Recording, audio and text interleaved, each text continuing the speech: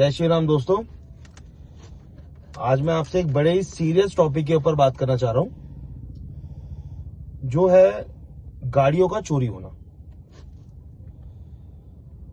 आज की डेट में या हर किसी के साथ कभी ना कभी ये प्रॉब्लम फेस करी होगी। हमारी कोई गाड़ी चोरी हो गई या कोई टू व्हीलर चोरी हो गया। प्रॉब्लम हर कोई फेस करता है, बट आज तक उसके सॉल्यूशन पे किसी ने कोई बात नहीं करी कि हम उस चीज को कैसे सॉल्व कर सकते हैं। तो इसका जो सॉल्यूशन है वो बहुत ही सिंपल है, बहुत ही सिंपल जैसे कहते हैं। सिंपल कैसे है?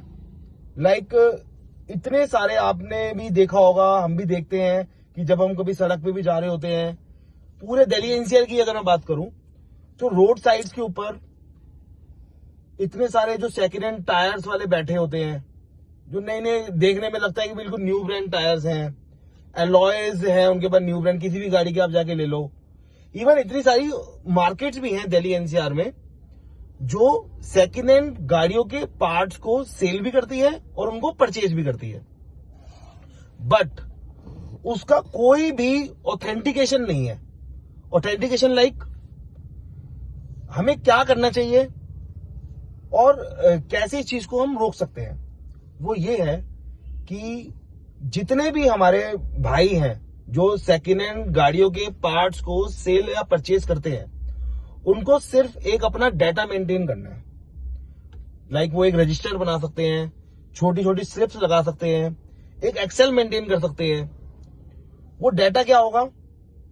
वो डाटा होगा जो भी पर्सन उनको उनकी शॉप पे आता है और बोलता है कि मुझे ये पर्टिकुलर गाड़ी के पार्ट आपको सेल करने हैं, चाहे वो टायर है या एक्सवाइजेड कोई भी पार्ट है गाड़ी का, किसी भी गाड़ी का पार्ट है, तो उस डाटा के अंदर सिर्फ और सिर्फ ये एंट्री होनी चाहिए कि वो जो पार्ट है वो किस गाड़ी के नंबर का है और उस गाड़ी का ऑनर कौन है।